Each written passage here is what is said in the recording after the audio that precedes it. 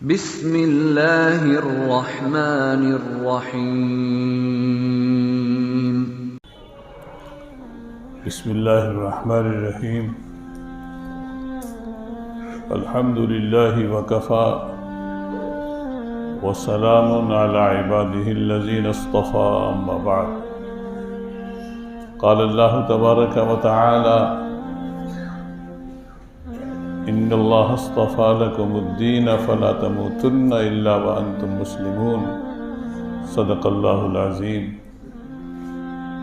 معزز سامعین کرام، بزرگوں، دوستوں، عزیز نوجوانوں،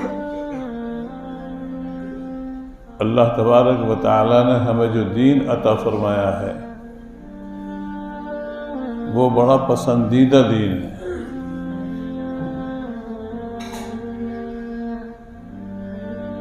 اور جن لوگوں نے اس دین کو اختیار کیا ہے وہ اللہ کے پسندیدہ ہیں۔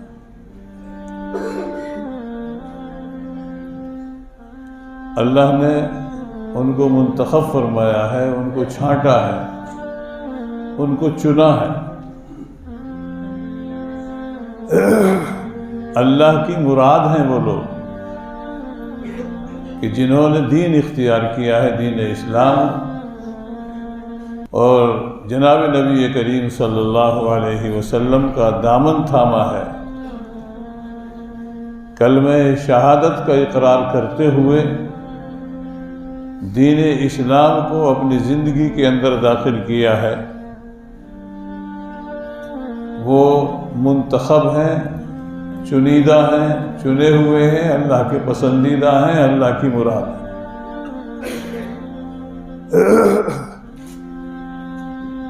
حضرت شاہ عطا اللہ بخاری صاحب، عطا اللہ شاہ بخاری، وہ فرمایا کرتے تھے کہ تمام صحابہ جناب نبی کریم صلی اللہ علیہ وسلم کے مرید ہیں اور حضرت عمر مراد ہیں۔ حضرت عمر مراد ہیں، یعنی بڑے کام کی بات فرمائی تھی۔ حضرت عمر رضی اللہ تعالیٰ عنہ کے بارے میں کہتے ہیں عطا اللہ شاہ بخاری کہ یہ جناب نبی کریم صلی اللہ علیہ وسلم کی مراد تھے، یعنی ان کو تو خدا سے مانگا تھا، اللہ تعالیٰ سے۔ جناب نبی کریم صلی اللہ علیہ وسلم نے اللہ سے مانگا تھا، دعا فرمائی تھی کہ اللہ دو عمروں میں سے ایک کے ذریعے سے تو اسلام کو قوت عطا فرما دے۔ دو عمر نام کے تھے، عمر ابن خطاب اور دوسرا عمر ابن ہشام ابو جہل، اس کا بھی نام عمر، عمر ابن ہشام، اور ادھر عمر ابن خطاب۔ تو حضرت عمر رضی اللہ تعالیٰ عنہ کے بارے میں دعا قبول ہو گئی تو یہ ہوئے مراد۔ یہ تو نبی کی مراد ہے، اور جتنے بھی کلمہ پڑھنے والے ہیں یہ اللہ کی مراد ہے، اللہ کی مراد ہے۔ اللہ نے چاہا ہے ان کو، جبھی تو کلمہ پڑھا، اللہ نے توفیق عطا فرمائی ہے، اللہ نے چاہا ہے کہ کلمہ پڑھیں تو کلمہ پڑھ لیا ہے۔ اللہ کی توفیق کے بغیر کچھ نہیں ہوتا۔ تو جن مسلمانوں نے کلمہ پڑھا ہے اور نبی کا دامن تھاما ہے، یہ اللہ کی مراد ہے۔ قیمتی ہیں وہ لوگ کہ جو ایمان والے ہیں، بڑے قیمتی ہیں، اور صحابہ کرام رضوان اللہ تعالی علیہم اجمعین تو اور زیادہ قیمتی ہیں۔ انہوں نے تو نبی کو اپنی آنکھوں سے دیکھا۔ وہ آنکھیں کہاں سے لاؤ گے کہ جو صحابہ کی آنکھیں تھیں، جنہوں نے جناب نبی کریم صلی اللہ علیہ وسلم کو ایمان کی حالت میں زیارت فرمائی ہے اور نبی اکرم صلی اللہ علیہ وسلم کے چہرے اقدس کو دیکھا ہے اور آپ کی صحبتوں سے مالا مال ہوئے ہیں، وہ لمحات کہاں سے لائیں گے، وہ آنکھیں کہاں سے لائیں گے تو صحابہ کا درجہ تو بہت اونچا ہے، اس کا ہم تصور بھی نہیں کر سکتے، کتنا اونچا ہے صحابہ کا درجہ ہم تصور نہیں کر سکتے۔ اور اسی لیے جناب نبی کریم صلی اللہ علیہ وسلم نے صحابہ کے بڑے فضائل بیان فرمائے، اور یہ فرمایا میرے صحابہ کو برا مت کہنا۔ پتا تھا کہ ایک جماعت ایسی ہوگی، آپ کو معلوم ہو گیا تھا کہ ایک جماعت ایسی آئے گی کہ جو صحابہ کا بھی برا کہے گی، معلوم تھا جناب نبی کریم صلی اللہ علیہ وسلم کو، اس لیے آپ نے پہلے ہی پیشین گوئی کے طور پر فرما دیا لا تسبوا اصحابی، میرے اصحاب کو برا مت کہنا۔ ظاہر ہے کہ اس وقت تو کوئی تصور بھی نہیں ہو سکتا تھا، سارے صحابہ موجود ہیں تو صحابی کو برا کون کہے گا؟ یہ تو آئندہ زمانے کے بارے میں کہہ رہے ہیں کہ میرے صحابہ کو برا مت کہنا، تو معلوم ہوا کہ آئندہ کی ایک جماعت ایسی پیدا ہو جائے گی کہ جو صحابہ کو بھی برا کہے گی۔ اہل سنت والجماعت کا متفق عقیدہ کہ تمام صحابہ عادل ہیں، تمام صحابہ عادل ہیں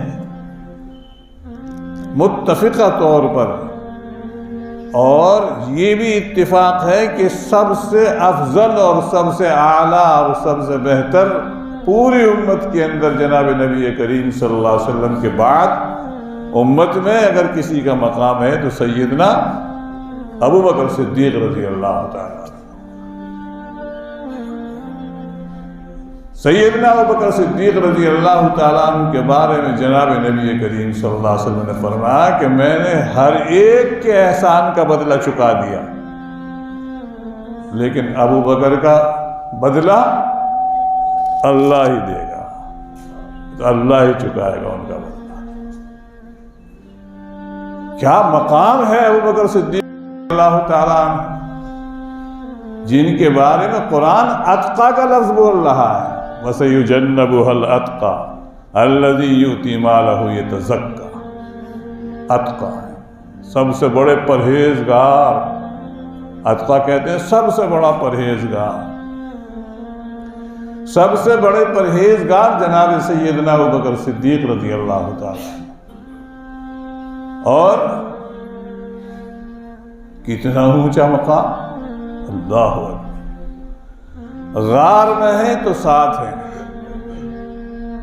زندگی میں زندگی بھر ساتھ نہیں چھوڑا، اور زندگی کے بعد میں بھی پردہ فرمانے کے بعد میں بھی ساتھ میں ہی لیٹے ہوئے ہیں جناب سیدنا ابو بکر صدیق رضی اللہ عنہ۔ کوئی آدمی اگر صحابہ کے بارے میں ذرا سا بھی میل اور کجی رکھتا ہے، ایمان چیز نہیں ہے اس کے پاس، ایمان ختم۔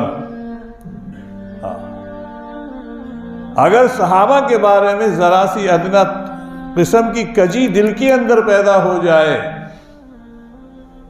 اور کسی صحابی کے بارے میں ادنا سے ادنا درجے کے صحابی کے بارے میں بھی ذرا گستاخی کا کوئی لفظ نکل جائے یا بے ادبی ہو جائے یا ان کو کمتر سمجھنے لگے، تو ایمان ختم ہو جاتا، ایمان نہیں رہتا۔ اس لیے صحابہ کرام رضوان اللہ تعالی علیہ اجمعین کے بارے میں جہاں نبی اکرم صلی اللہ علیہ وسلم کی ذات اقدس کے بارے میں بہت احتیاط کی ضرورت ہے، وہاں صحابہ کے بارے میں بھی بڑی احتیاط کی ضرورت ہے۔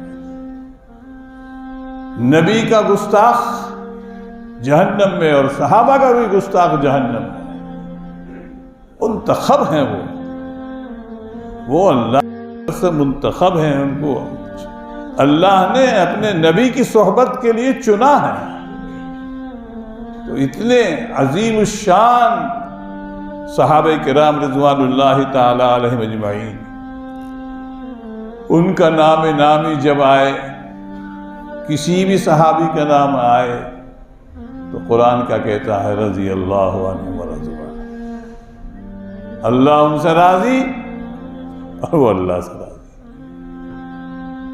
ہمیں کیا حق ہے کہ ہم یہ کہنے لگیں کہ فلاں صحابی تو یہ ایسے تھے اور فلاں صحابی ایسے تھے اور فلاں صحابی کے اندر یہ کیڑے اور فلاں صحابی کے اندر یہ تو برائیاں، ہمیں کیا، ہمیں تو یہ حق نہیں پہنچتا۔